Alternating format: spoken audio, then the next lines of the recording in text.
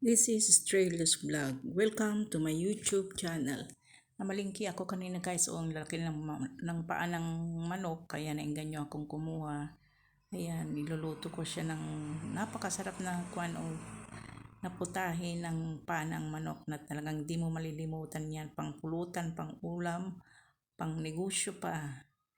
Una, nagugasan kong mabuti, lininisan kong mabuti, tapos linaga ko ng hanggang lumambot.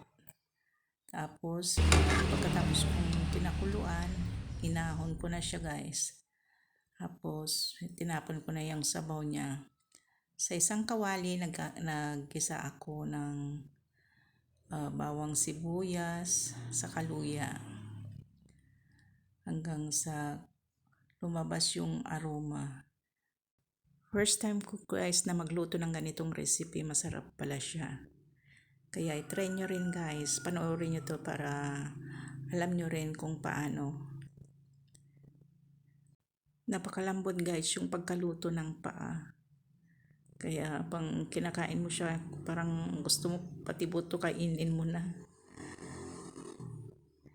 Kung sakaling nagustuhan mo guys itong aking video, mag-subscribe ka na para updated ka palagi sa aking mga ina-upload. Ayan guys, linagyan ko na siya ng condiment katulad ng oyster sauce, soy sauce, seasoning granules, paminta, asin, brown sugar. Ayan, paghalu-haluin lang natin guys. Tapos, linagyan ko rin siya ng isang buti ng Sprite. Yung Sprite pa guys ang nagbibigay lasa ng ating adobo.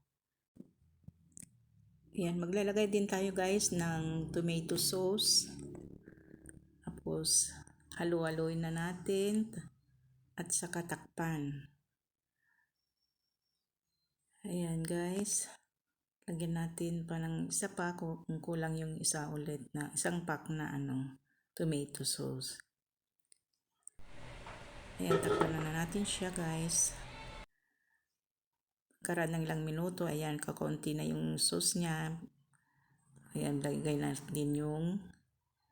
natin ng sili ng haba. Tapos yung sili na pula at yung onion leaves. Ayan guys, sobrang sarap nito. Kaya itry nyo na rin lutuin. Thank you for watching and God bless everyone. Bye-bye.